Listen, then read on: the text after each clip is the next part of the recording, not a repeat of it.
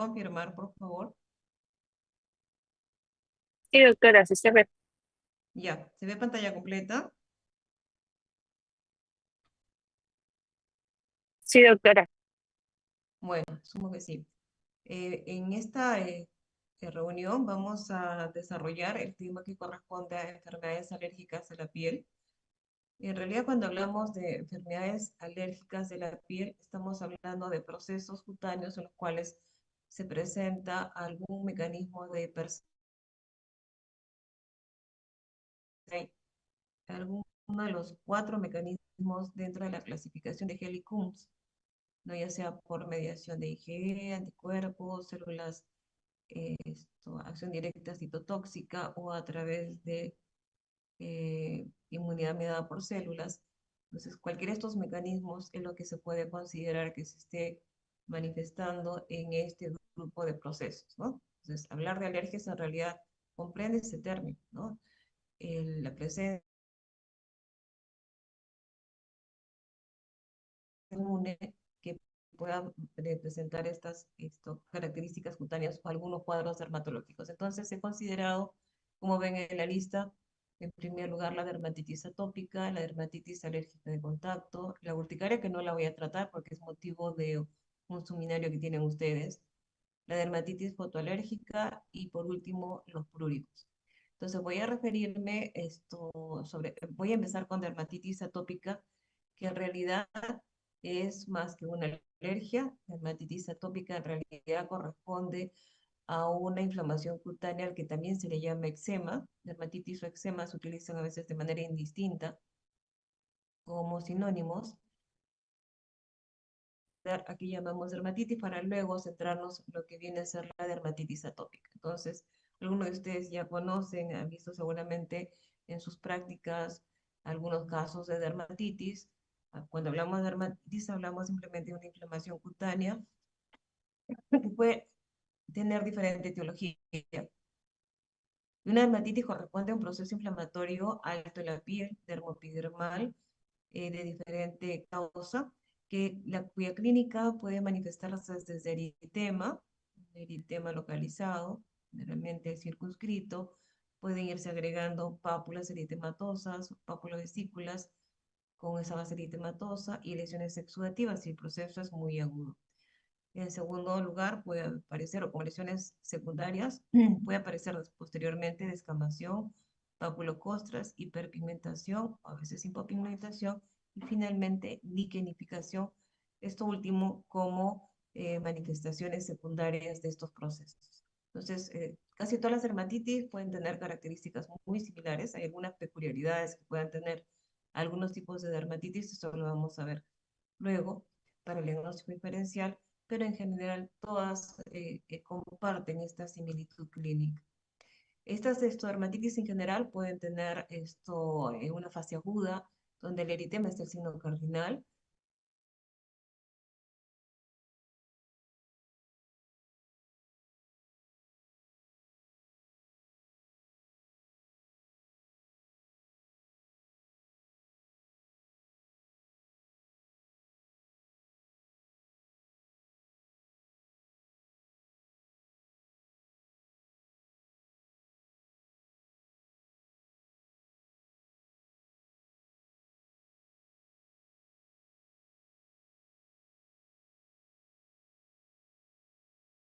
Doctora, disculpe, no le estamos escuchando. No se escucha su audio. Se fue.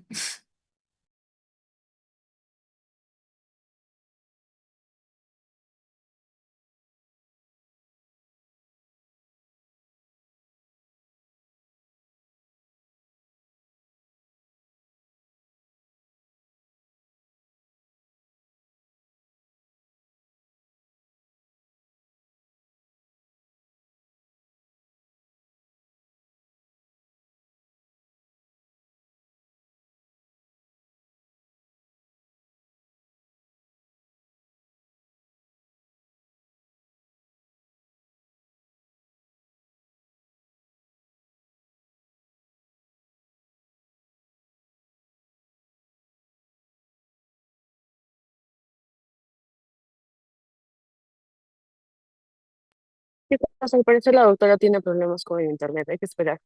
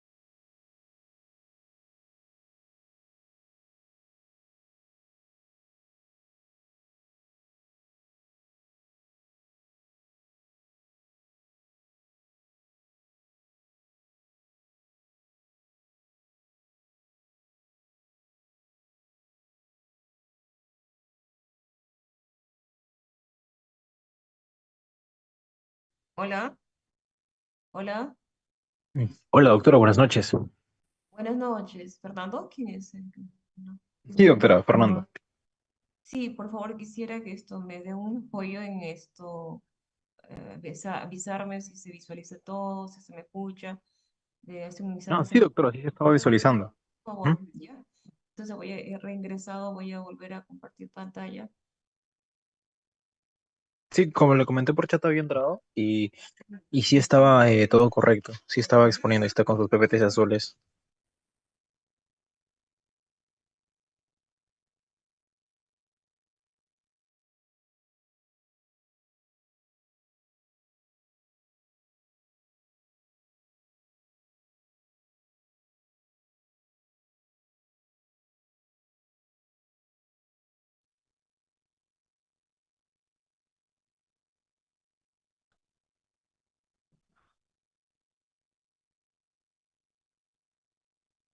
¿Ya se visualiza la pantalla? Por favor, si me avisas, Sí, Fernando. doctora. Sí se ve, doctora. En todo caso, podría revisar las PPTs así sin poner en pantalla completa. A ver, dígame, pase las PPTs, por favor, para confirmarle si se ve. ¿Está la pantalla completa ahorita? Ujú, está en pantalla completa. A ver si podría avanzar de PPT para confirmarle que está avanzando. A ver, sí está que avanza, doctora. Puede continuar. ¿Avanza? Así es, Fernando, ¿avanza así es, doctora. avanzó las diapositivas? Sí, efectivamente, ahorita está en una Ya, imagen de entonces, dermatitis. Ujú. Ahí está un estamos pezón. hablando entonces de las características ya, de que pueden tener de estas dermatitis o eczemas, ¿no? Las fases agudas, la fase subaguda y finalmente las crónicas. Y esta es la imagen histológica que nos evidencia pues, de que se trata de un proceso inflamatorio alto en la piel, no solamente dermoepidermal como vemos ahí, estamos viendo un área de la epidermis donde encontramos todos estos espacios en blanco que están llenas de exudado y es debido a la intensidad de la reacción eczematosa, ¿no? Toda esta epidermis es la afectada a nivel dérmico, vamos a encontrar infiltrado perivascular que hace característico estos procesos, ¿no? Y finalmente su estadio crónico.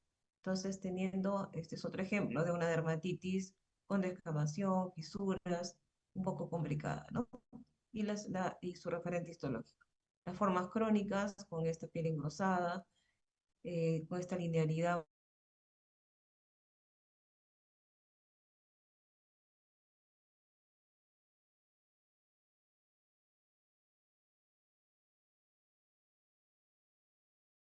como ven, esta es toda la cantidad de dermatitis descritas, ¿no? Estamos hablando de un síndrome eczematoso en general, identificamos las lesiones que he hablado previamente, entonces se trata de darle el apellido, ¿no? Así tendremos dermatitis atópica, seborreica, nuclear, dermatitis de contacto, irritativa o alérgica, lipostática, solar, eczema isidróquitico, etc.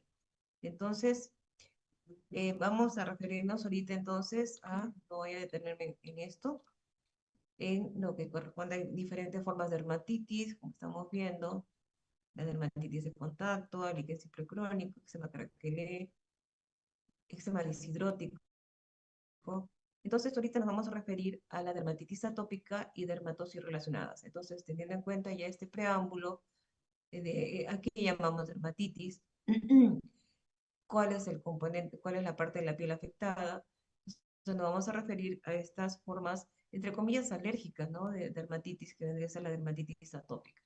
Entonces, cuando nos referimos a dermatitis atópica, primero tenemos que entender qué cosa es la atopía, ¿no? Algunos de ustedes seguramente ya conoce esta condición, que se trata pues de una condición hereditaria transmitida como un rasgo autosómico dominante que conlleva alteraciones inmunitarias y que predisponen a presentar, que predisponen al huésped a presentar varios tipos de reacciones de hipersensibilidad a las que podemos llamar alergias, ¿no?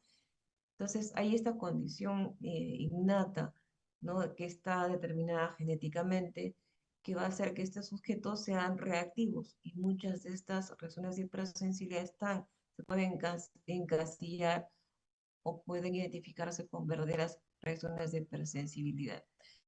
Pero la atopía no es solamente eso. La atopía, como vamos a ver más adelante, conlleva muchas alteraciones simultáneas, ¿no? Las personas atópicas presentan al menos una de las siguientes manifestaciones, ¿no? Que viene a ser la rinitis alérgica, la asma bronquial, dermatitis atópica, alergia alimentaria. Entonces, que va a identificar, que de alguna manera nos va a permitir identificar al sujeto que es portador de una dermatitis atópica, ¿no? Entonces, la secuencia, muchas de estas manifestaciones de las que estoy hablando y las que estoy señalando, se pueden presentar de manera secuencial. La manifestación más temprana de estas manifestaciones atópicas es la dermatitis atópica. Y muchos incluso consideran que la dermatitis seborreica puede ser el inicio de una dermatitis atópica. Hasta ahora no hay un consenso pleno al respecto, pero en tal caso, la dermatitis atópica como tal vendría a ser la primera manifestación evidente que tiene un paciente, un sujeto atópico, ¿no? Entonces, la secuencia de aparición de estos eventos, tanto de dermatitis atópica, asma bronquial, rinitis alérgica, se llama marcha atópica. Entonces, esta es una condición que muchos pacientes la siguen, un gran porcentaje, por eso es que se ha establecido más o menos esta secuenciación de eventos, ¿no? Estos pacientes que son atópicos tienen además mayor riesgo de presentar cuadros como la urticaria y angioedema. También tienen un fenotipo característico, ¿no? Una facies característica, como vamos a ver luego, y sobre todo una piel serótica, ¿no? Una cerosis cutánea que es muy evidente, especialmente si estamos próximos a un brote cutáneo de atopía, ¿no? Ahora, esto tiene una alta transmisibilidad, ¿no? De los progenitores. Se habla de que si la madre es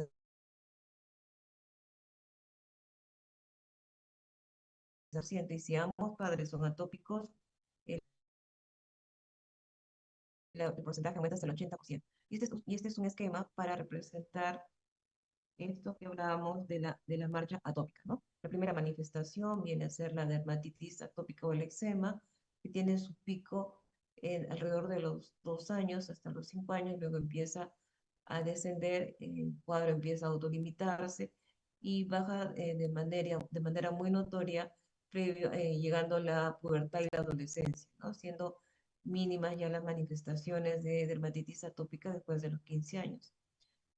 Luego, en segundo lugar, la otra aparición, el otro cuadro que aparece en los atópicos es la alergia alimentaria, que también tiene su pico muy temprano, alrededor de los 2 años, y un poquito más tardío empieza a presentarse el asma bronquial y finalmente la rinitis alérgica, que es un poco más tardía, que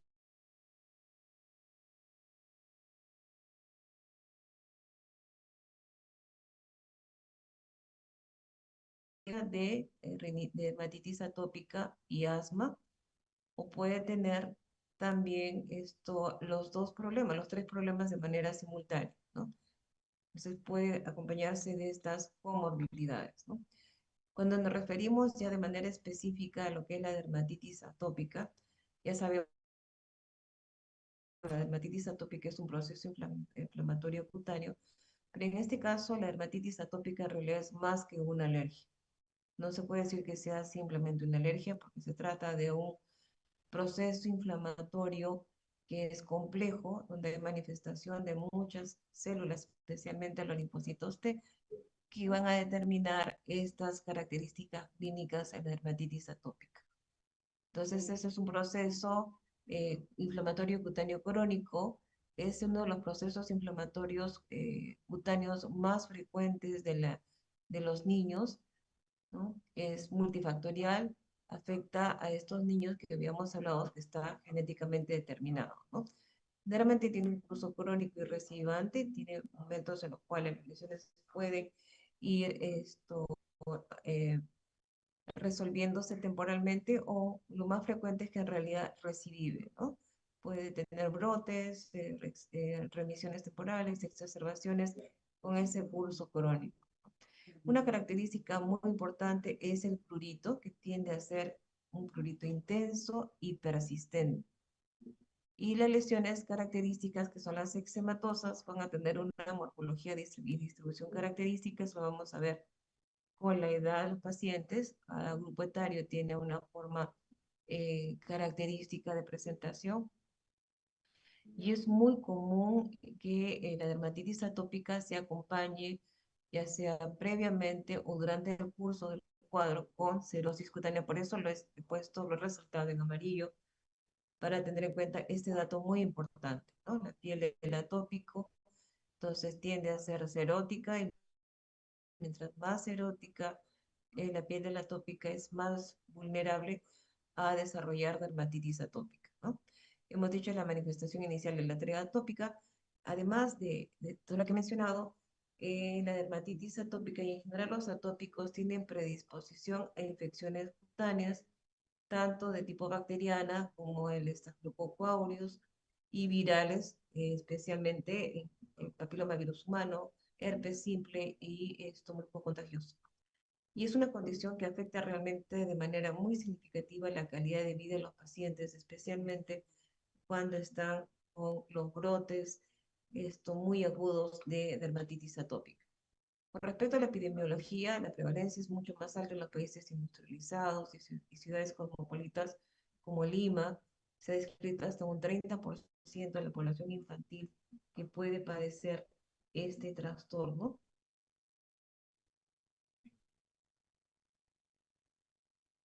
Ambos sexos están afectados por igual, así como todas las razas.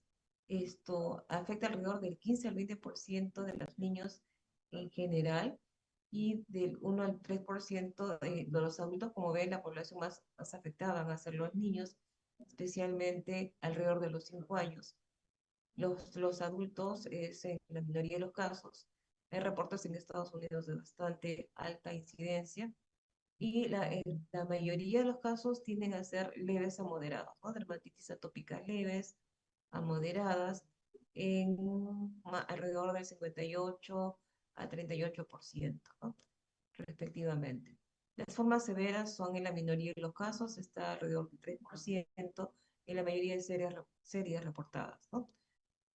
Con respecto al curso, el 40-75% se resuelve en la adolescencia, muchas veces es una resolución definitiva y total, pero hay un porcentaje en los cuales puede persistir alrededor del 30%, puede seguir haciendo episodios de dermatitis atópica. El 40-50% te pueden tener simultáneamente asma bronquial y el 25% rinitis alérgica. Y mientras más temprana y más severa es la dermatitis atópica, se ha visto que tiende a tener también más severos los otros cuadros atópicos como el asma bronquial y la rinitis alérgica, ¿no? Entonces, con respecto a la epidemiología, esto tiende a aparecer entre los 2 a 6 meses, hace su debut alrededor de los 2 meses, no es tan temprana como la dermatitis seborreica. Este es más o menos la incidencia, el pico de inicio, pero puede seguir manifestándose de manera importante hasta antes de los 5 años, ¿no? Aquí tenemos, por ejemplo, algunas información estadística que es en niños menores de 1 año ya se presentó entre el 60 y 75%, y en la gran mayoría de los casos, niños menores de 5 años, ya el 85% han hecho ya la presentación de esta dermatitis atópica, ¿no? Y un gran porcentaje se detecta una historia familiar de atopía, ¿no? Hasta el 70% de los casos. Con respecto a la patogenia de la dermatitis atópica, tenemos varios factores involucrados, ¿no? Desde los aspectos genéticos, de que ya había hablado hace un instante, ¿no? Se trata pues de un proceso de una transmisión genética por genes autosómicos dominantes, sobre la cual existen también alteraciones epigenéticas. Hay factores involucrados en medioambientales, o sea, cambios, el, el ambiente en el que se desarrolla el niño. También hay muchos factores que pueden actuar en la génesis patógena de dermatitis atópica, que básicamente estos factores, y especialmente los factores genéticos, van a determinar que existan estos tres factores, ¿no? Una disregulación inmune que caracteriza a todos los pacientes atópicos, disfunción de la barrera epidermal y alteración del microbioma. Estos son los pilares fundamentales que van a explicar mucho de este proceso patogénico de la dermatitis atópica. Entonces, la disfunción de la barrera epidermal determina que el paciente tenga cerosis, ¿no? Las alteraciones del microbioma, que está dependiendo de esta disregulación inmune o una especie de llamemos una inmunidad en realidad ineficiente, determina que hay alteraciones en el microbioma cutáneo, y esto va a determinar que en algún momento empieza a aparecer inflamación, prurito, la misma cerosis cutánea que el niño ya venía presentando previamente también va a ser un factor que va a conllevar a que se presente el prurito, y finalmente determine todo esto y acabe un proceso inflamatorio, ¿no? Este es otro ejemplo para resumir todas estas interacciones y factores que se ven involucrados en la patogenia. En cuanto a los antecedentes familiares, se han encontrado mutaciones en el gen de la profilagrina. Si recuerdan ustedes algo de anatomía de la piel, la profilagrina es una proteína que se encuentra en el estrato córneo. Entonces, estos pacientes tendrían alteraciones, mutaciones en esta profilagrina, que si la presentan de manera significativa van a tener mayor riesgo de ser dermatitis atópica. Estos son otros genes que están involucrados, el 5q31.1, que va a codificar algunas interleuquinas, el 11q13.5, etc. Entonces, tenemos estos factores genéticos ya identificados que determinan que exista entonces esta disfunción de barrera cutánea, ¿no? Esta disfunción de barrera cutánea se va a manifestar con una mayor pérdida de agua transepidérmica, un pH más alto, una incapacidad de retener agua. Esto vas a encontrar alteraciones en la composición lipídica, que va a determinar en realidad que esta piel sea una piel que no cumpla la función de protección, tanto química como física, y haga una piel muy vulnerable para que se instalen algunos gérmenes y entren algunos tipos de alergenos, ¿no? Entonces, uno de estos problemas ante una disfunción de barrera cutánea es la colonización del Staphylococcus aureus. Entonces, aquí en rojo lo vemos, se ha visto que en esta piel disfuncional, en la cual esto va a permitir que el microbioma cutáneo también esté alterado, a expensas de que existe una colonización anormal de Staphylococcus aureus que se han encontrado en piel atópica, incluso sana, una colonización significativa de alrededor del 40% y se encuentra colonizando la piel ya inflamada hasta un 70%. Entonces, este estafilococo aureus vendría a ser uno de los factores entonces preponderantes que empieza a hacerse evidente en esta piel que está disfuncional, ¿no? Ante esto empieza a participar y algunas células inflamatorias, especialmente las células de Langerhans, esto que atrae linfocitos del tipo de TH1, TH2, interleuquinas, y esto que vendrían a ser ya la parte más importante o la génesis de este proceso inflamatorio. Entonces, posición genética, barrera cutánea funcional, una respuesta inmune alterada de este proceso, ¿no? Entonces, factores genéticos con respecto a la fisiopatología, ya hemos visto que son varios genes los que están alterados y quiero detenerme un poquito en gen que es el 5q21.1 que también estaría alterado, que es el que va a codificar esta proteína conocida con estas siglas TSLP, que corresponde a la linfopoyetina estromal tímica, muy importante en el prurito que explica este prurito muy intenso en los pacientes atópicos, ¿no? Entonces hemos hablado de una alteración de la barrera cutánea básicamente disfuncional, hay alteraciones inmunológicas, el prurito con estas características de ser muy intenso, persistente, que incluso altera el sueño del niño, por lo cual esto es un niño que tiene un carácter irritable. Y por último, la participación del medio ambiente con la presencia de algunos alergenos a los cuales el niño atópico pues es reactivo, ¿no? Y puede generar verdaderas alergias. Entonces, con respecto, y rápidamente para no explayarme mucho, con respecto a la disfunción de la barrera cutánea, de la que hablé hace unos instantes, se han encontrado alteraciones en el estrato córneo, básicamente, alteraciones en la composición de las ceramidas que estaría deficiente, que daría lugar a disminución del factor de hidratación natural de la piel. Es una piel perdedora de agua, por lo tanto va a ser una piel seca. Es una piel que va a estar más expuesta a alérgenos, tanto locales, básicamente a los locales, con un pH alto. Incrementa la colonización de Staphylococcus aureus por estas condiciones de esta piel anormal y además por alteraciones en la inmunidad innata de la piel, ¿no? Y finalmente la inflamación que se genera, que perdería, que sería un mecanismo adicional por el cual la piel del atópico perdería incluso más agua, ¿no?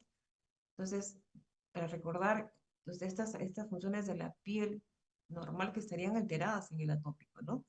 Una de las funciones muy importantes es la función de barrera, que tiene la función de evitar pérdida transepidérmica de agua, evitar el ingreso de alergenos y patógenos, mantener el pH ácido y esta función muy importante que es la inmunidad innata, que también estaría alterada en la piel atópica, ¿no? Del niño atópico. Entonces acá tenemos una representación del esteratocorneo. Estas estructuras que vemos alargadas corresponden a queratinocitos que están dispuestos en el estrato córneo, adosados uno tras otro, unidos entre uniones que ya las conocemos que son desmosomas. Entonces, entre estas uniones de los queratinocitos tenemos una matriz extracelular donde hay una cantidad importante de ceramidas, la que estaría deficiente en los pacientes atópicos, ¿no? Entonces, esta barrera cutánea del atópico va a ser muy vulnerable con estas deficiencias y fácilmente va a permitir el ingreso de sustancias nocivas y también microorganismos, ¿no? Bueno, entonces en este esquema que es muy interesante, vemos una piel del atópico con estas deficiencias, una barrera disfuncional y vemos acá estas estructuras en las cuales podemos ver estas estructuras marrones que corresponden a una representación en realidad del estafilococo aureus que empieza a colonizar la piel del atópico y protegido incluso por esta capa que es un biofilm que lo hace que le permite evadir la respuesta inmune innata de una piel que debería estar sana, ¿no? Entonces, ya la presencia, la colonización de este estafilococo es una colonización pasiva que se va dando a expensas o a partir de las fosas nasales, de áreas de pliegues, básicamente fosas nasales. De ahí es de donde el estafilococo empieza a ir colonizando pasivamente la piel del atópico. Entonces, ya la presencia de esta colonización por estafilococo determina que exista alguna señalización a través de las células de Langerhans, que lo vemos representado aquí en celeste. Entonces, empieza a reconocer, no de una manera tan hábil, pero sí empieza a reconocer de alguna manera y empieza a liberar interleuquinas, las cuales finalmente van a dar lugar a que empiece a haber una diferenciación de los linfocitos TH2. Por un lado tenemos esta respuesta, por otro lado, el estafilococo puede comportarse como un superantígeno, ¿no? Con activación de algunas células cebadas o mastocitos con liberación de histamina. O sea, por un lado tenemos algo de liberación de histamina, por otro lado tenemos que el queratinocito también se comporta como una célula activa en este proceso inflamatorio y es una célula también secretora que empieza a liberar interleuquinas y sobre todo el factor estromal tímico, que va a ser un mediador muy importante en la génesis del prurito, ¿no? Entonces, y finalmente, también tendría que ver con la liberación de células, de otras células cebadas, ¿no? Participación de basófilos, células cebadas, liberación de histamina. Entonces empieza la cosa ya a hacerse cada vez más compleja y a presentarse estos procesos inflamatorios, ¿no? Entonces tenemos esta colonización pasiva del Staphylococcus aureus con una respuesta inmune alterada o deficiente que se manifiesta por unos péptidos antimicrobianos. No sé si han escuchado hablar de los péptidos antimicrobianos, que son unas proteínas, oligoproteínas que empiezan a funcionar como parte de la barrera de la primera línea de defensa de la piel, la respuesta inmunitaria innata, entonces que también estarían deficientes, ¿no? Alteraciones entonces en síntesis, vamos a tener alteraciones en la microbiota inducida que induce dermatitis atópica, que puede estar presente incluso en los Staphylococcus aureus en el 100% de los eczemas activos y en una piel sin lesiones, una piel aparentemente sana, también colonizada hasta un 60%. Entonces, tenemos alteraciones inmunológicas, ¿no? Con una inmunidad innata y adaptativa alterada, ¿no? Una desregulación y celular inmune con desbalance de subpoblaciones de linfocitos TH2 y TH1, que van a ser responsables de liberaciones de interleuquinas como la 4, 5, 13, la 31, ¿no? Especialmente la 4 va a ser la responsable de que exista diferenciación de TH2, y es por eso que cuando tenemos dermatitis atópica vamos a encontrar a nivel de la dermis infiltrado de linfocitos T, especialmente los TH2, si estamos en una fase inicial. Esta TH2 tendría ser responsable del reclutamiento de eosinófilos y producción de inmunoglobulina E, ¿no? Entonces son varias las interleuquinas que van a estar participando y entonces con esta disregulación inmune. Este es un esquemita para representar las características de la inmunidad innata en la piel, que viene a ser el primer mecanismo de defensa frente a la agresión de factores del ambiente, está dada por los péptidos antimicrobianos, que son estas proteínas, son diferentes tipos de péptidos, las catalicidinas, las beta-antensinas, las más importantes. Y también existen unos receptores que se conocen como receptores de reconocimiento de patrones, que tienen la finalidad de reconocer diferentes microorganismos, ¿no? Entonces, en la piel del atópico vamos a tener deficiencia en estas dos estructuras, ¿no? Tanto en estos receptores como en los péptidos antimicrobianos. Y por lo tanto, vamos a tener mayor riesgo de infecciones cutáneas, ¿no? Es una representación de estos patrones de reconocimiento de patrones bacterianos, que son estas estructuras que lo que hacen es detectar al germen, luego dar la señal de alarma y desencadenar una respuesta inmediata e incluso una adaptativa, ¿no? Entonces, como ven, en la dermatitis atópica se da un proceso inflamatorio complejo con participación de muchas células, desde la célula del queratinocito, la célula de Langerhans, los linfocitos y todas estas interleuquinas que estábamos mencionando, ¿no? Con respecto a este proceso inflamatorio, entonces, todas estas células que se empiezan a participar, en la polarización de las células de Langerhans determina liberación de estas interleuquinas, ¿no? Y mientras más erótica está la piel del atópico, se presenta una respuesta exagerada con liberación anormal de interleuquina 4, 13, interleuquina 10, que va a ser un efecto negativo sobre los péptidos antimicrobianos, que esto explicaría, como les repito, la predisposición a infecciones bacterianas.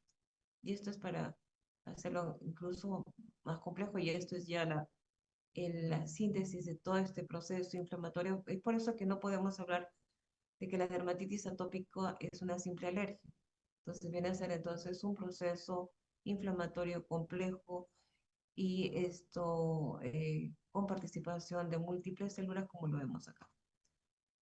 Con respecto a los factores exacerbantes, tenemos desde factores irritantes locales que podrían actuar como el primer factor desencadenante, desde detergentes, cosméticos, fibras sintéticas, la lana, por ejemplo, especialmente la lana sintética, el polar, que pueden actuar inmediatamente al contacto de la piel del atópico en desencadenar prurito y luego una reacción ya inflamatoria, ¿no?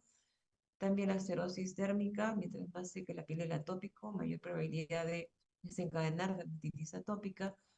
La sudoración, son niños que típicamente se les conoce que presentan prurito cuando sudan, ¿no? Cuando corren, hacen ejercicio, están acalorados y sudan, inmediatamente pueden presentar prurito.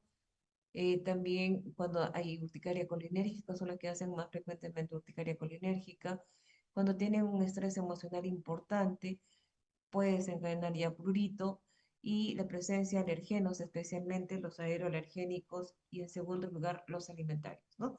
Entonces, factores desencadenantes podemos tener dentro del ambiente: el pelo de los animales, el humo del cigarrillo, el polvo casero, especialmente en las camas, en las almohadas, ¿no? Olores fuertes, sprays, especialmente los que tienen algunos desinfectantes ambientales o desodorantes ambientales, pueden también desencadenar dermatitis atópica, o especialmente rinitis alérgica o asma. El polen, especialmente en cambios de estación, en la primavera, también es un factor que puede desencadenar. Las condiciones del clima, climas fríos, muy húmedos, paradójicamente, la piel del atópico también se seca más y aumenta la incidencia de crisis de dermatitis atópica, ¿no? La presencia de catarros, infecciones virales, y el ejercicio, como correr o practicar algunos deportes, ¿no? Con respecto a los alergenos de tipo inhalatorio, el más importante es este ácaro, que es un ácaro que encontramos en el ambiente, especialmente en ciudades cosmopolitas como Lima, de gran humedad. Entonces, este es el Dermatophagoides teronissimus, que se encuentra en el ambiente, especialmente en el polvo casero, que también actuaría como un factor importante para desencadenar cuadros de dermatitis atópica, ¿no?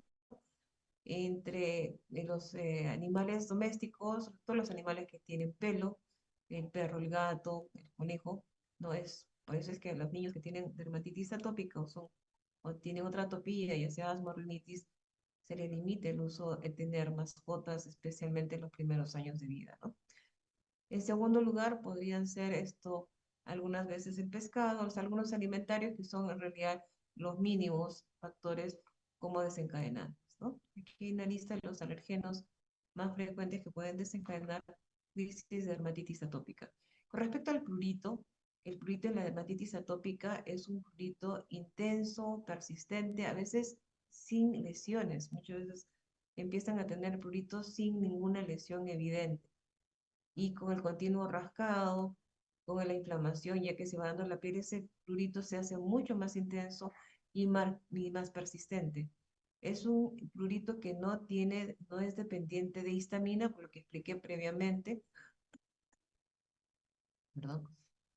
Es más un histamino no dependiente directamente, en menor proporción la histamina, es más dependiente de serotonina e inducido por otras citoquinas, como el factor estromal tímico, el TSLP, interleuquina 4, 13, 31. Entonces son varios los neurotransmisores o las citoquinas que tendrían que ver con el prurito, no así tanto la histamina como si ocurre en la urticaria. En la urticaria sabemos que la causa del cuadro y el prurito es la histamina. En este caso es mínima la participación de histamina y es más relevante estas citoquinas que le he remarcado aquí en negrita, ¿no?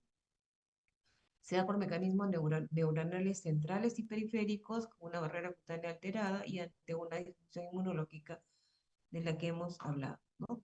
Entonces, este es un esquema para explicar en algo este prurito que se presenta en los niños con activación tanto de las terminaciones nerviosas libres, ¿no? Acá tenemos cómo empieza a actuar el factor estomal tímico en la interleuquina 33, caliquereínas, algo en la histamina, que van a actuar, llegan a actuar, a estimular los receptores, las terminaciones libres, especialmente que alcanzan la epidermis, ¿no? ¿Alguna pregunta hasta ahí? Si tienen alguna pregunta, por favor. ¿Tienen Sí, alguna doctora, pregunta? disculpe. Sí. ¿Sí? Doctora, quisiera saber si hay un componente, el componente genético puede ser más fuerte que los demás factores como ambientales. Si es que hay alguna predominancia de alguno, ¿no? En la dermatitis atópica. Por ejemplo, es más importante que tenga familiares con dermatitis atópica o que esté expuesto desde niño a alergenos, a muchos químicos en mis comidas, al tabaco. Claro, a ver, el atópico, hemos visto que por por la herencia, si tiene una madre atópica y dos padres atópicos, hemos visto la probabilidad, ¿no? Si es un niño que ya sabemos que es atópico por herencia, o no necesariamente va a ser problemas de dermatitis ni asma, ¿no? Tiene que ver el entorno, ¿no? Lo que viene a ser el medio ambiente, factores del medio ambiente, ¿no? Si hay las condiciones para que haga esto, pero no necesariamente tiene que ser dermatitis atópica ni rinitis alérgica. Eso lo podemos ver, por ejemplo, en algunos niños que han vivido esto, que siendo atópicos, sí han vivido en la sierra, donde no hay muchos factores contaminantes, ni humedad, ni condiciones climáticas, nunca hicieron asma o dermatitis atópica y vienen a vivir a lugares como Lima y empiezan a hacer los problemas, ¿no? Si hubieran seguido viviendo en esas mismas condiciones, probablemente nunca habrían hecho manifestaciones de atopía, ¿no? Ni dermatitis, ni asma bronquial. Entonces, la condición hereditaria es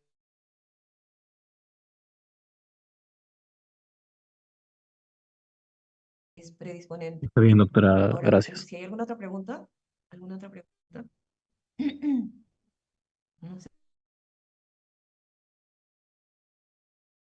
sé si, bueno, avanzamos. Entonces, con respecto a el diagnóstico de la dermatitis atópica, ¿cómo vamos a diagnosticar una dermatitis atópica? Ya conocemos qué cosa, cómo es una dermatitis, cómo identificarla. La dermatitis reúne todos los criterios para considerarla como una dermatitis atópica. Entonces, tenemos una lista de criterios, que esta es una lista realmente antigua, desde 1980 se plantearon estos criterios diagnósticos, pero que siguen utilizándose de manera muy práctica porque nos recuerda todas las manifestaciones que puede tener el atópico, ¿no? Entonces, estos criterios que son los de Haney, Finn y Rathke, que todavía siguen vigentes, en realidad no están en desuso, siguen todavía utilizándose, ellos plantean criterios mayores y criterios menores. Dentro de los criterios mayores, el prurito del que ya hemos hablado, miren la historia familiar de atopía, que es realmente determinante, ¿no? Ya sea como asma, rinitis alérgica, dermatitis atópica, ya sea de los padres o de los hermanos.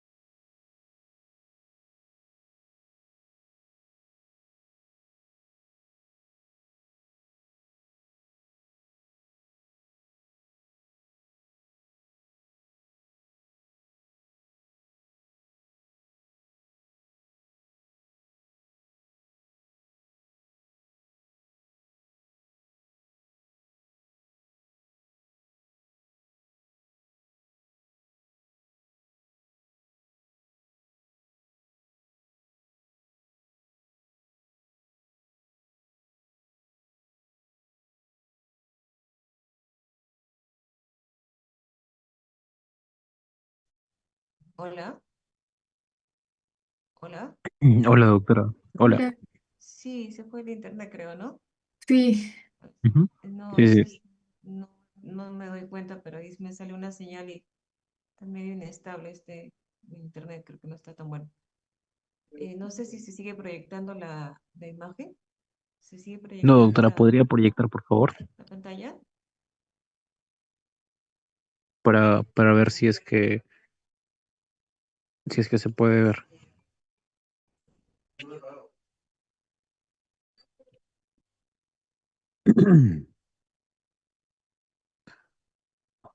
Ahora.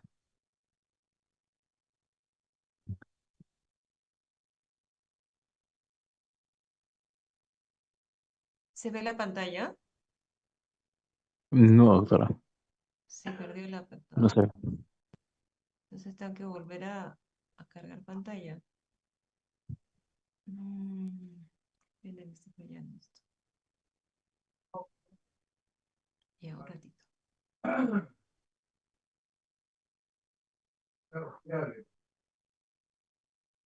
Ahí se ve. Ahora sí se ve, Ahí doctora. sí está bien. Ya se ve. ¿Puede pasar de diapositiva para confirmarle que se mueve nada más? Perdón. ¿Se ve la pantalla? Puede. Sí, sí se ve. ¿Podría pasar de diapositiva, doctora?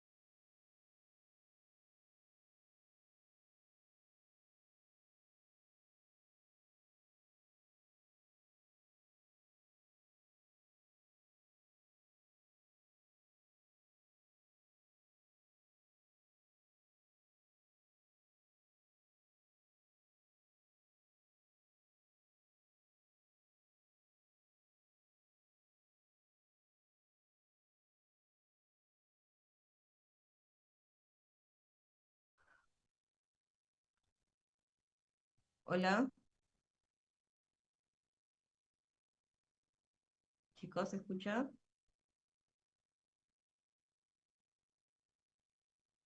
Sí, doctora, sí se le escucha, pero no se logra ver Ya, voy a su esto. presentación. He cambiado de internet, así que voy a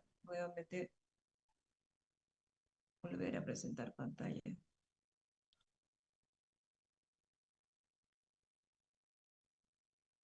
Ahí se logra ver.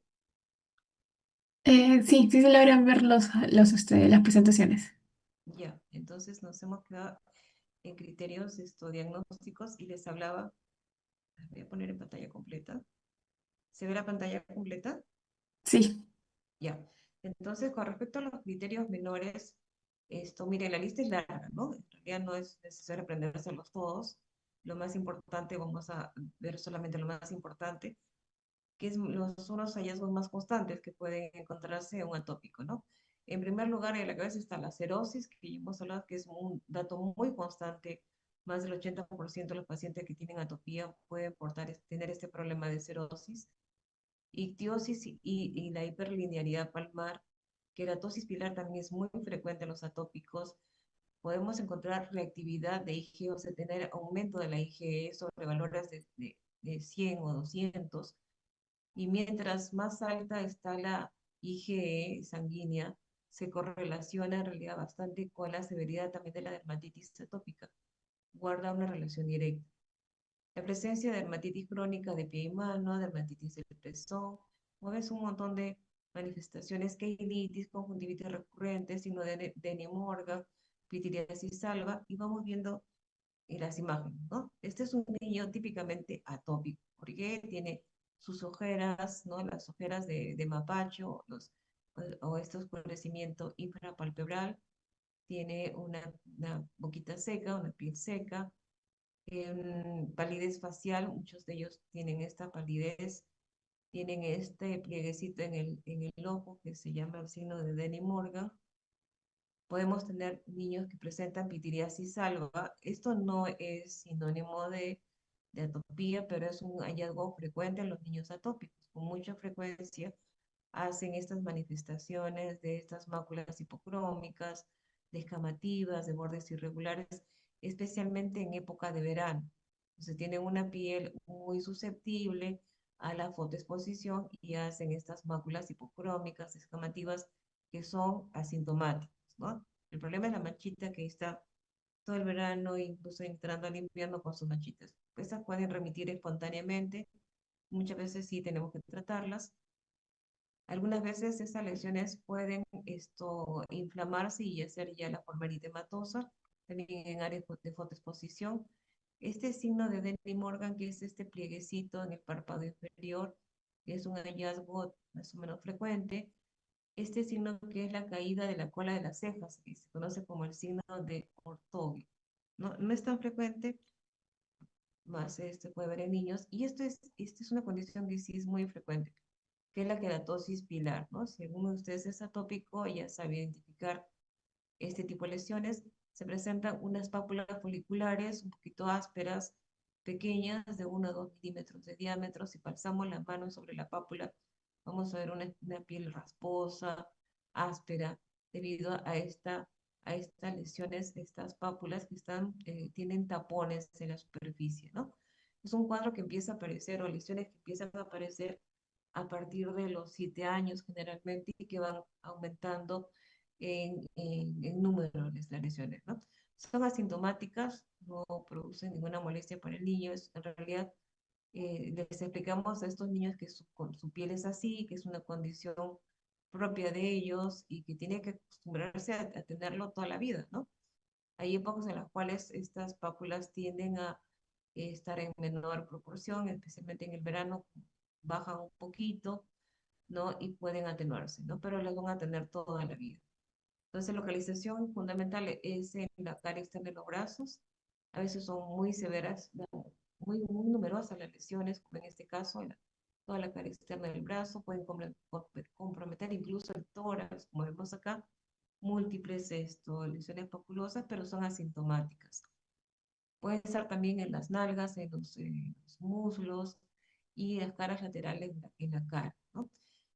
Podemos tener también ictiosis, ¿no? Cuando esta piel de la atópica es muy seca, demasiado seca, puede formar estas escamas por retención, ¿no? Entonces, ictiosis puede ver, tiene el aspecto como una piel de piel carcosa, con estas escamas medio poligonales que semejan por las escamas del pescado, por eso se le dio el nombre de ictiosis. Puede también tener hiperlinearidad palmar, que es la presencia de múltiples líneas o surcos en las palmas de las manos, como ven en este niño, una gran cantidad de líneas en la mano. Esto está muy asociado a a atopía, ¿no? Y es generalmente simétrico, ¿no? Y la localización es sobre todo en las palmas. En los pies es menos probable, sobre todo en las manos, en las palmas de las manos. Este es otro caso de una piel ictiósica, de un atópico.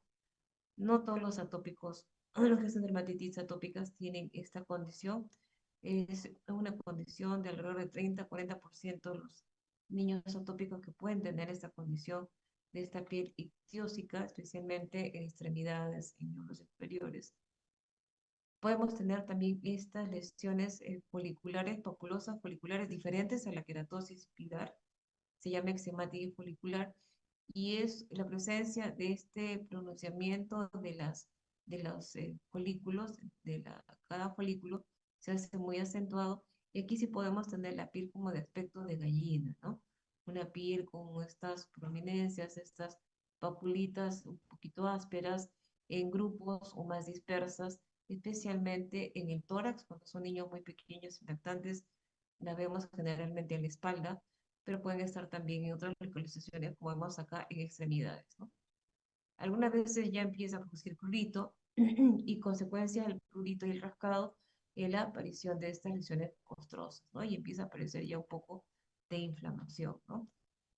Bueno, luego tenemos el eczema del pezón. Algunos niños ya hacen lesiones inflamatorias, especialmente las niñas o las jovencitas, las adolescentes, empiezan a hacer ya las lesiones inflamatorias que tienen estas características, ¿no? De lesiones papulovesiculosas pequeñitas agrupadas en un área determinada con este eritema característico de la lesión. Ellas son muy pruriginosas, exudativas, mojan la ropa interior, ¿no? Y si hay más, si prurito, el rascado ya empieza a complicar más el cuadro, ¿no? Esas son las manifestaciones más frecuentes. Eh, ahora, hay otra lista de diagnósticos que vienen a ser los diagnósticos que propone la Academia Americana de Dermatología, ¿no? Que lo simplifica un poco y el diagnóstico se establece si es que están presentes básicamente los signos esenciales, ¿no? Que van a estar siempre presentes para el diagnóstico, ¿no? El prurito, el eczema, como hemos descrito, ¿no? Con una forma típica de acuerdo a la edad y la evolución. Algunos signos importantes que podemos verlos, pero que obviamente no son suficientes para hacer el diagnóstico. El inicio de edad temprana, atopía con antecedentes de atopía familiar o personal, reactividad de IgE, que viene a ser un signo constante, un hallazgo constante, especialmente cuando están en crisis de atopía, no solamente dermatitis atópica, sino asma bronquial o rinitis alérgica, cerosis, y algunos signos asociados, que son algunos que les he mencionado, como que pueden sugerir el diagnóstico de dermatitis atópica, pero que son inespecíficos, no son 100% dermatitis atópica o es propio del atópico, ¿no? Queratosis pilar, una respuesta vascular atípica, y esto se manifiesta con un dermografismo blanco. Cuando el atópico está en crisis de atopía, sea dermatitis, rinitis o asma bronquial, cuando estimulamos la piel del atópico, en lugar de producir una línea roja, como la vemos en la urticaria demográfica, ocurre un fenómeno inverso, se blanquea la piel del atópico.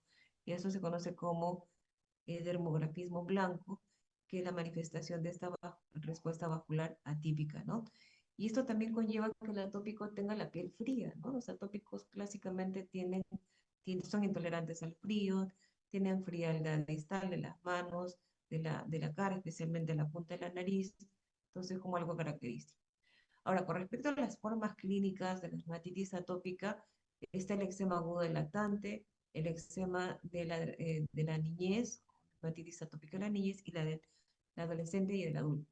En el caso del eczema infantil, las lesiones son muy inflamatorias, a diferencia de las otras formas clínicas. Aquí la dermatitis atópica tiene que ser muy inflamatoria, con lesiones que se presentan sobre todo en la cara, ¿no? Como vemos acá, está marcado aquí en rosado, en rojizo, la localización más frecuente de la dermatitis atópica infantil, las mejillas, la frente, el cuello, en las áreas, áreas flexoras, perdón, extensoras de miembros inferiores, y en rosado más tenue también puede comprometerse todas estas áreas, pero básicamente estas son las áreas comprometidas, en primer lugar entonces la cara, ¿no? Clínicamente vamos a ver estas imágenes con un eritema que se presenta en las mejillas de manera simétrica, respetando las regiones orificiales, peribucal, periorbitaria, como ven, están respetadas, ¿no? Con este proceso inflamatorio muy agudo, con descamación y muchas veces con exudación, como lo vemos acá, ¿no? Este es un niñito con esta dermatitis atópica, miren las lesiones eritematosas, exudativas, simétricas. Acá en la frente hay descamación, algo de eritema y descamación. También vemos a nivel periauricular, y también eritema, y hay un signo bastante constante que es la fisura infraauricular que la vemos acá, en este niñito. No sé si me siguen con la flecha. Entonces vamos a encontrar este signo que sí es muy constante y es uno de los signos realmente más constantes, hasta el 80% de estos niños, si encontramos esto, podemos hablar de que se trata de una dermatitis atópica, ¿no? Entonces, al tener estas condiciones de una piel muy inflamada, con pérdida de la función de barrera, ¿no? La barrera cutánea aquí está totalmente ya alterada, es muy frecuente la sobreinfección bacteriana, ¿no? Entonces, ahí vemos mayor exudación, a veces ya se complican con incluso fisuras, ¿no? Y tenemos que dar cobertura antibiótica en estos casos. En pieles oscuras, los niños también tienen derecho a tener su dermatitis atópica, como vemos acá. Es un niñito más grandecito, con compromiso de toda el área extensora de miembros superiores o de extremidades. Y miren a nivel del tórax, este punteado de papulitas foliculares que se conoce como eczematidea folicular, que también pica y que puede llevar realmente a un importante eczema, ¿no?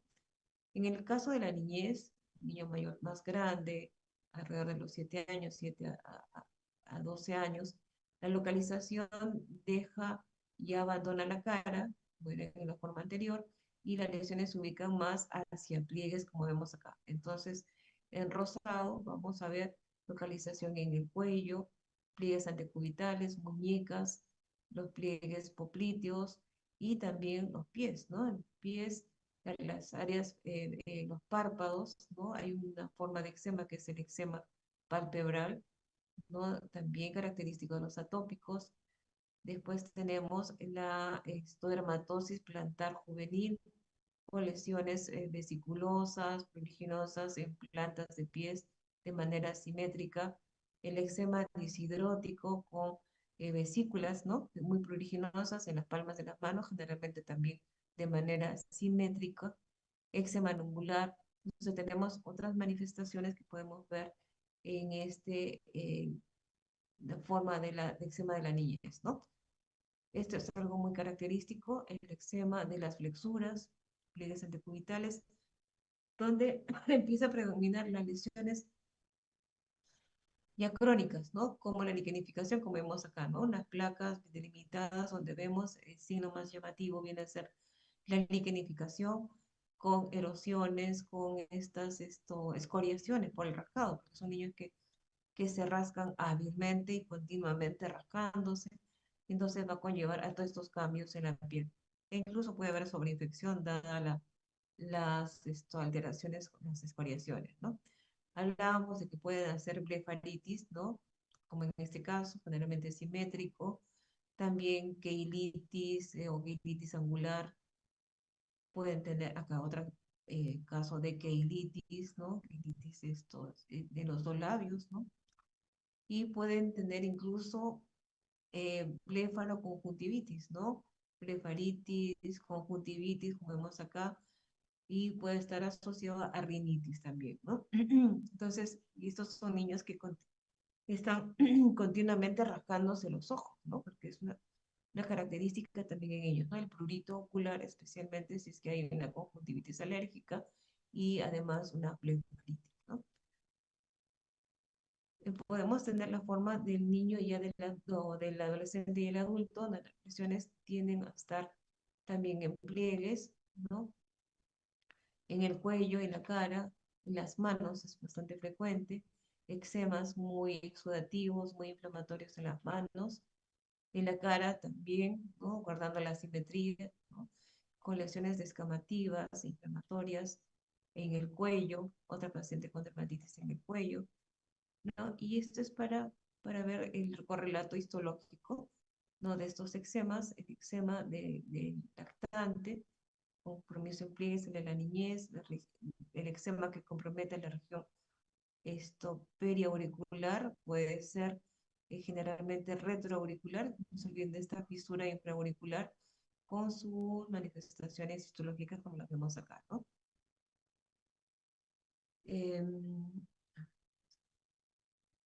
Entonces tenemos aquí en en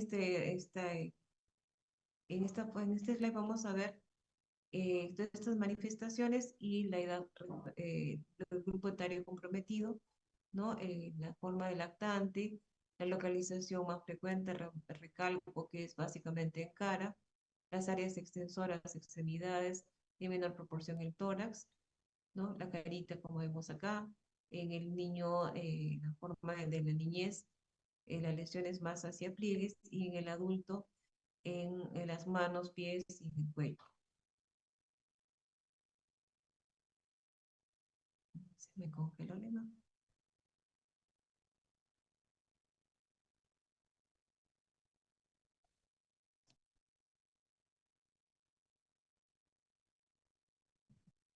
Tenemos algunos subtipos de dermatitis atópica, en las cuales se ha llamado dermatitis atópica extrínseca o intrínseca, y esto está relacionado básicamente a el dosaje de la inmunoglobulina sérica, ¿no? Entonces se habla de que la forma extrínseca es la mayoría de los casos de dermatitis atópica, que tiene que ver con un porcentaje de mutaciones en la filagrina, hasta el 30%, con alteraciones en la barrera cutánea, ¿no? Y son los que pueden tener alergia alimentaria, icteosis vulgar, hiperrealidad palmar, y la otra forma de la dermatitis atópica intrínseca, que es en menor proporción, 20%, la mayoría de ellas son mujeres, y que pueden tener otras manifestaciones como alergias alimentarias, ¿no? Ahora, con respecto a la determinación de la severidad de la dermatitis atópica, se utiliza este índice que se conoce como índice SCORAD, ¿no? En el cual se da una puntuación al área comprometida para hacer una sumatoria y determinar si es leve, moderada a grave, ¿no? Estamos considerando que es leve, menor de 25, de una puntuación menor de 25, moderada entre 25 y 50 y grave mayor de 50, ¿no? Cada área cutánea tiene una numeración, una valoración numérica, y luego se determina entonces el score específico, ¿no? Ahora tenemos otras manifestaciones de atopía, como el líquen simple crónico. No siempre este cuadro es patonomónico de dermatitis atópica, pero está muy relacionado a niños que padecen atopía, ¿no? Entonces, el líquen simple crónico, que se presenta como placas más o menos localizadas en áreas donde es muy fácil el rascado o la fricción, como las manos, los tobillos, la región genital, como en este caso, en la vulva, placas eczematosas, no crónicas en la región genital, en los varones son muy frecuentes en el escroto, y la cara anterior de piernas, formando estas placas con piel áspera, descamativas, que puede alcanzar incluso discromías, como en este caso, si es crónico, dermatosis palmoplantar juvenil, y cuando vemos estos niños, especialmente alrededor de entre los 7 y 10 años, con lesiones de esta manera, con lesiones eritematosas, descamativas, pruriginosas, no pensemos en hongos, sino pensemos primero en esta condición de dermatitis, ¿no? Y si es atópico, con mayor razón. Igual, dermatosis plantar juvenil con lesiones eritematosas, descamativas, en áreas de mayor presión, ¿no? De los pies, ¿no? Región plantar anterior, los dedos de los pies, ¿no? Y que pueden ser muy pruriginosas también, ¿no? El eczema nubular es una condición también frecuente que se ve en los atópicos, y las lesiones acá son más bien en placas redondeadas de regular tamaño, entre 5 o 6 centímetros de diámetro, especialmente en extremidades. Como vemos acá, placas eczematosas, algunas veces son muy bien delimitadas, otras no tanto como en este caso, sobre todo en extremidades y en el tórax, ¿no? Otras placas eczematosas de eczema nubular, extremidades. Esta es otra presentación también de atopía en estos niños atópicos, con unas pápulas hiperpigmentadas, especialmente en áreas de fricción y en pacientes de piel oscura. Y ahora, con respecto al diagnóstico diferencial, se tiene en cuenta la dermatitis seborreica, acarosis, vamos viendo algunos ejemplos para ir haciendo el diagnóstico diferencial. Estas son lesiones eczematosas, pero que corresponden a dermatitis de contacto alérgica, ¿no? En contacto de estas lesiones en el dorso de los pies por el calzado. Actualmente utilizamos mucho calzado sintético que induce frecuentemente reacciones eczematosas, como en este caso. Dermatitis de contacto también oral. Esta es dermatitis seborreica infantil. Las lesiones en el niño en esta edad son más hacia pliegues, comprometiendo fondos de pliegues, el cuello, la costra láctea. Entonces eso ya nos orienta a pensar en una dermatitis seborreica más que una dermatitis atópica. Diagnóstico diferencial también de dermatitis seborreica. Esta es una forma de dermatitis seborreica petaloide con lesiones eritematoidescamativas figuradas, ¿no? O un borde bien delimitado que en realidad parecería una tiña, ¿no? Que entra el diagnóstico diferencial puede confundirse con dermatitis atópica. ¿Esto qué vendría a ser? ¿Cuál sería el diagnóstico de este cuadro? Si están ahí los sobrevivientes de la reunión. ¿Alguien me puede decir cuál es el diagnóstico de estas lesiones? ¿Están ahí? Hola, Piña corporis. perfecto. Tiña corporis, ¿no? ¿Y por qué?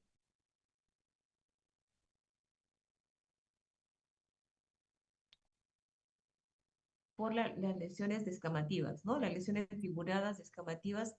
Y miren la característica de las lesiones. La lesión papulosa circinada, redondeada, serpiginosa, tiene la descamación en la parte papulosa, ¿no? Como coronando la pápula, ¿no? Es una característica de estos procesos. Este es un proceso eritematoidescamativo, a diferencia de los eczemas que estamos viendo en la dermatitis atópica, que es un proceso eczematoso con esas lesiones inflamatorias, ¿no? Fotodermatitis, también para el diagnóstico diferencial, ¿no? Este es un cuadro que se presenta con lesiones medio eczematoides, no son propiamente un eczema, son lesiones inflamatorias muy polimorfas. Podemos tener aspecto de eczema, pero también puede haber nódulos, compromiso ocular, como vemos acá en las escleras, pigmentación de las escleras, terigio en las escleras. Otro cuadro, acarosis, ¿no? Y aquí quiero detenerme un ratito para hacer bien la diferenciación con este cuadro. La acarosis da lesiones pequeñas, muy pequeñas y más dispersas, a diferencia de la dermatitis, que tiene, las lesiones tienden a agruparse en placas.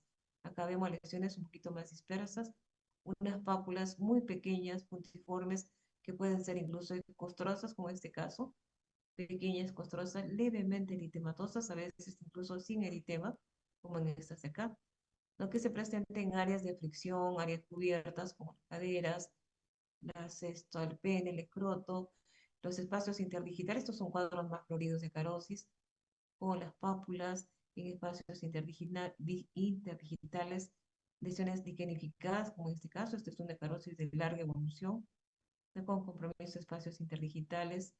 Y miren también a nivel del abdomen, ¿no? Con lesiones hiperpigmentadas, probablemente por un proceso ya crónico, que puede incluso eczematizarse, ¿no? Con el rascado continuo, la fricción, porque esto pica realmente muy intensamente, entonces puede conllevar a la eczematización y puede dar una querosis eczematizada, ¿no? Vamos a tener casos de acarosis infantil, que es un poquito más polimorfa y un poco más difícil de diagnosticar.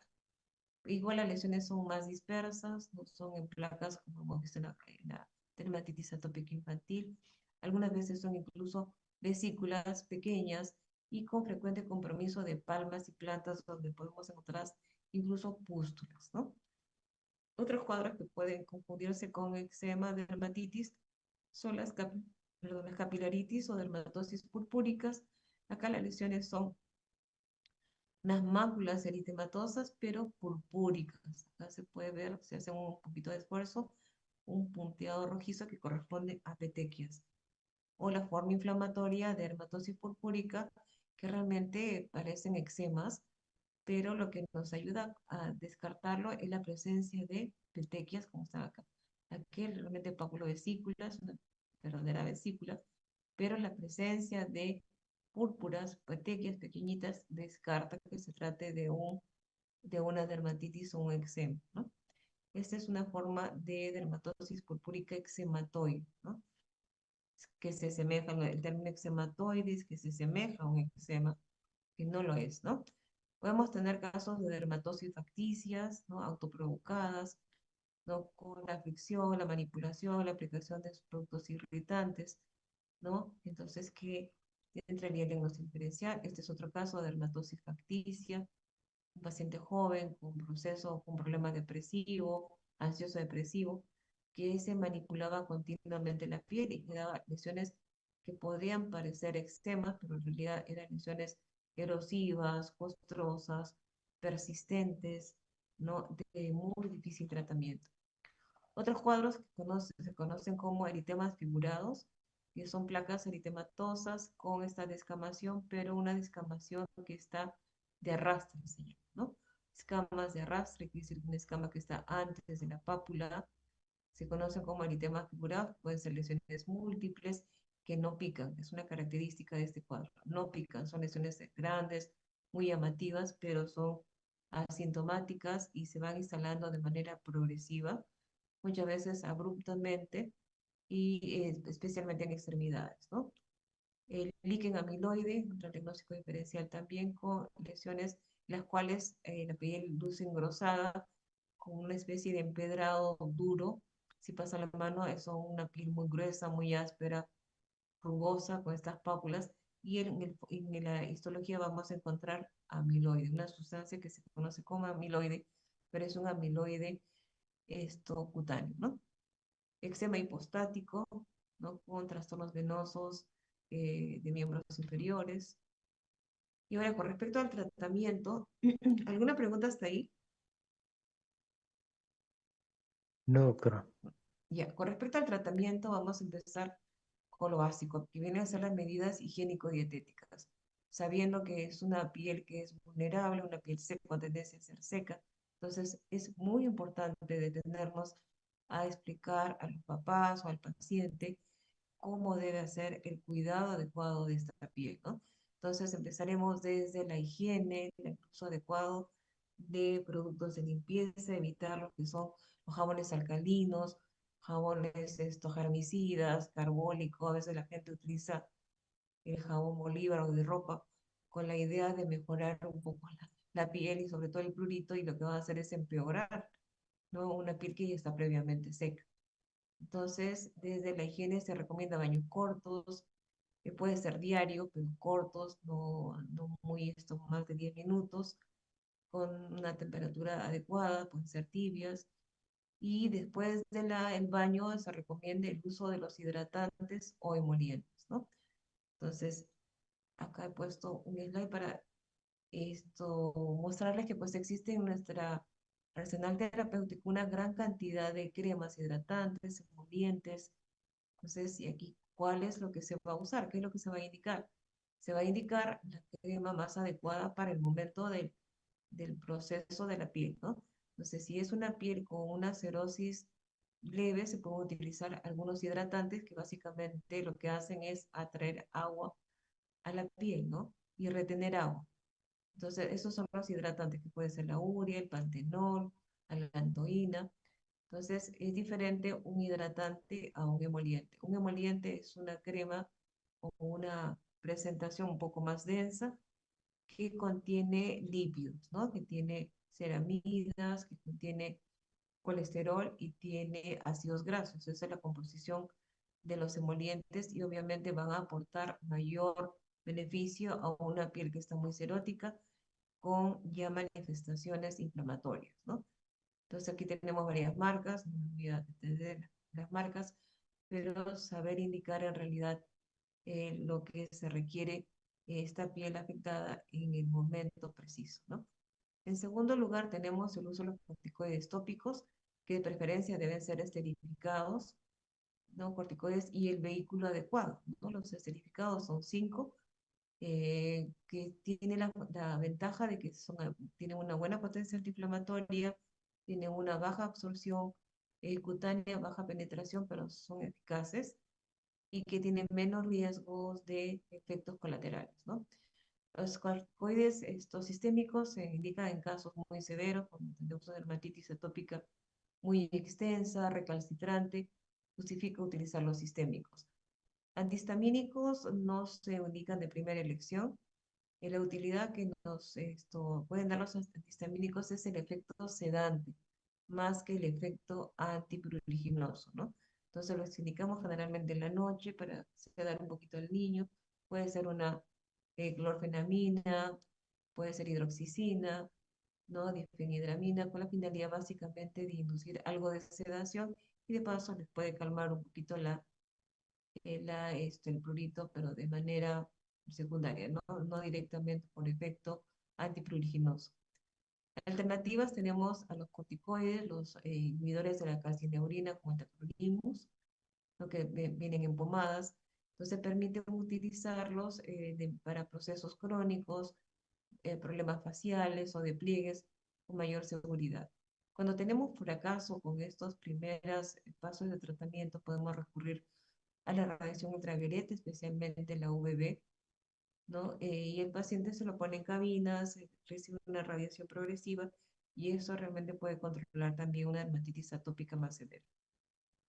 Podemos recurrir a la fotoquimioterapia, el uso de inmunomoduladores como la ciclosporina, interferón, cuando tenemos fracasos con los anteriores. También hay inmunosupresores como la cefeprina, el metotrexato, el mofetil-micofenolato. Realmente muy pocas veces he recurrido al metotrexato ni a la cefeprina. La mayoría de veces en los niños que tratamos los sacamos con adecuado manejo higiénico-dietético y con sus corticoides, ¿no? Por último tenemos ya los de última generación, que son los biológicos, y de los cuales el dupilumab es actualmente el más usado, ¿no? Y esta es una lista de los corticoides que más utilizamos en dermatología. Hablábamos de los esterificados, ¿no? Que son muy importantes para usar en dermatitis atópica porque son los niños, la mayoría de la población afectada. Por lo tanto, debemos tener mucha precaución en el corticoide que vamos a indicar, ¿no? Podemos utilizar el aceconato de metilprednisolona, viene en crema o ungüento, también en infusión. El prednicarbato, que es bastante seguro, la desonida, al 0,1%, el propionato, butirato de hidrocortisona, la fluticasona también está en este grupo, que son los que más usamos, ¿no? Metilprednisolona, desonida y hidrocortisona, que son los que más usamos en los niños afectados, ¿no? Y en este esquema es para referirnos a dónde vamos a indicar el corticoide y la potencia respectiva, ¿no? Entonces, en los niños con afección dermatológica, potencia baja, podemos utilizar crema, loción. Si es en cuero cabelludo, loción y emulsión. También podemos poner para las emulsiones, básicamente en cara, áreas extensoras, tórax, por ser áreas amplias. Si son, tenemos lesiones en palmas y plantas, podemos indicar pomadas y ungüentos. En el caso del adulto, igual cremas o emulsiones en la cara de baja potencia, potencia intermedia en el tórax, muy alta potencia en lesiones de piel gruesa como los codos, las palmas, las plantas, ¿no? El tórax, la espalda, etc. Entonces, esa es la manera adecuada de indicar los corticoides, ¿no? Y por último tenemos ya los medicamentos de nueva generación que vienen a ser este grupo de biológicos que cada vez se van mejorando, se van haciendo mucho más específicos, como el dupilumab, que se utiliza ya en el Perú, ¿no? Ya hace algunos años se viene utilizando el dupilumab, que lo que hace es bloquear la interleuquina 4 y la interleuquina 13, por lo tanto es muy selectivo. Han salido nuevos interleuquinas, nuevos biológicos para controlar las crisis de dermatitis atópica. Este es uno de los actualmente más usados, el dupilumab. También tenemos otras moléculas como el crisaborol, se indica en algunas preparaciones tópicas, inhibidores JAK, como el tofacitinib, tanto oral y sistémico, que vienen a ser este grupo de medicamentos nuevos para el tratamiento de dermatitis atópica. ¿Alguna pregunta hasta ahí? ¿Alguna pregunta, alguna duda? Bueno, ya para terminar voy a hablar muy rapidito de lo que falta de las otras dermatitis, de otros dermatosis alérgicas, que viene a ser la dermatitis de contacto alérgica. La dermatitis de contacto alérgica se trata de un proceso mediado por linfocitos desensibilizados, ¿no? Es una reacción de hipersensibilidad de tipo 4, mediada por linfocitos que previamente han sido sensibilizados, quiere decir que ha habido un contacto inicial de la piel con el alergeno, y para posteriormente, ante un segundo contacto, desencadenar la reacción alérgica, ¿no? Ahora, la manifestación alérgica se va a dar no solamente en el punto donde hay el contacto con el alergeno, sino también en toda la piel, ¿no? Existe una predisposición a manera hereditaria, y cuanto más potente y concentrado el alergeno, es más intensa la reacción eczematosa. Los agentes sensibilizantes o alergenos es el otro nombre que se le da al agente desencadenante. Recuerden, sensibilizante o alergeno para estos casos pueden ser metales, gomas, medicamentos tópicos como antihistamínicos, neomicina, por eso están en desuso, cosméticos y perfumes, la parafenildiamina, que es el componente de los tintes de cabello y lacas, plantas, hiedra, crisantemo, etc., ¿no?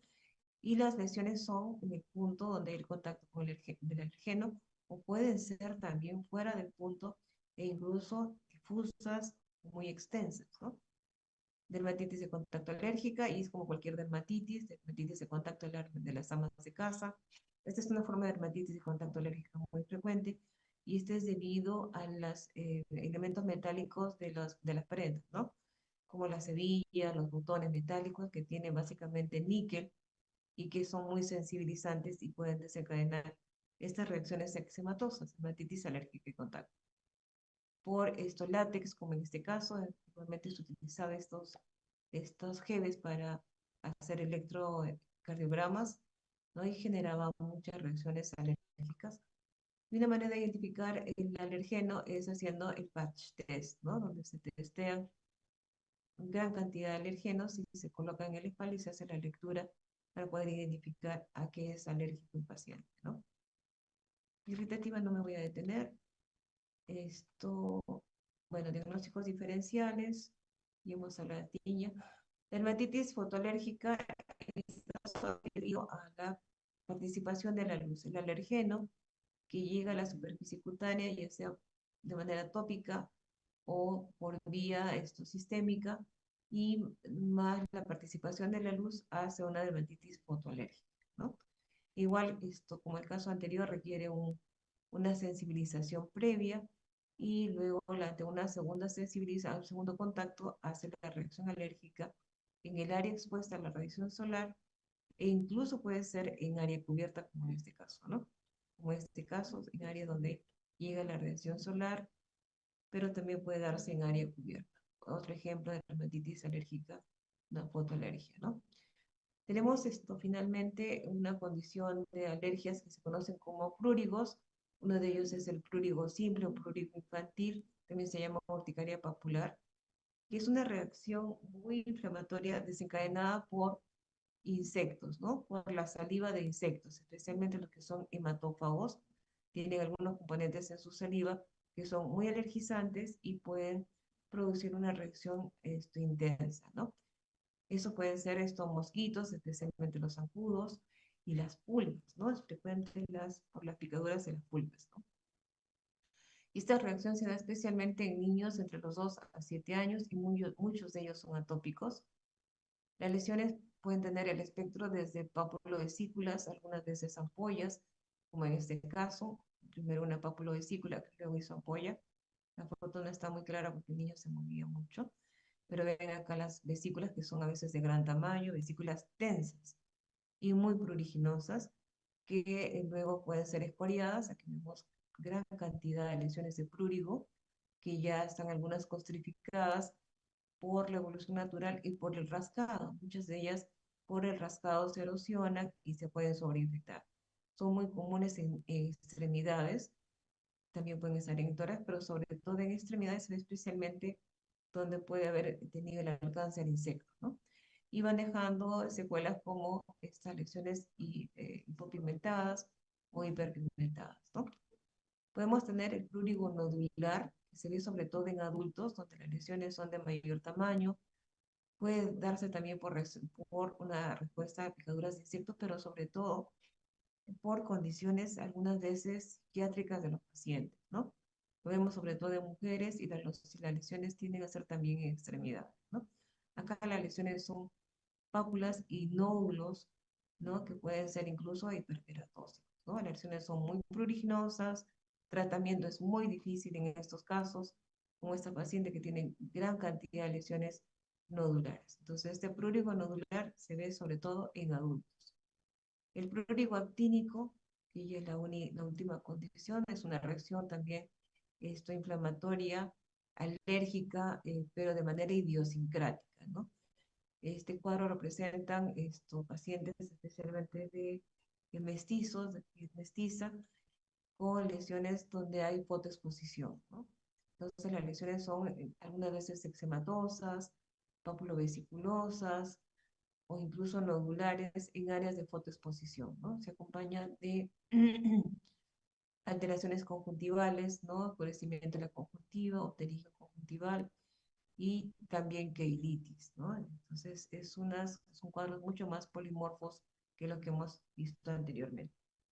Bueno, creo que con eso ya concluyo la clase. Si tienen alguna pregunta, ¿alguna pregunta? No, doctora. ¿Todo claro? Espero que lo puedan asimilar. Yo sé que es bastante información. Trate siempre de identificar lo que viene a ser el síndrome eczematoso, que caracteriza la mayoría de dermatitis, especialmente la dermatitis atópica o estas otras dermatitis, y han visto que pueden tener también manifestaciones un poco más polimorfas cuando se trata de reacciones más severas, ¿no? Bueno, si no hay preguntas, damos por concluida la clase. Que tengan buenas noches, que les vaya bien en su examen, creo que está próximo, bueno, y que sigan aprendiendo, tienen mucho que aprender y estudiar todavía. Buenas noches con todos entonces. Doctora, muchas gracias. Disculpe, ¿podría pasarme esos PPTs, por favor? Ya, te lo mando un rato. Está bien, doctora, muchas gracias. Y mañana, Sí, nuestra práctica de las igual en el sótano los espero. Buenas noches, chicos.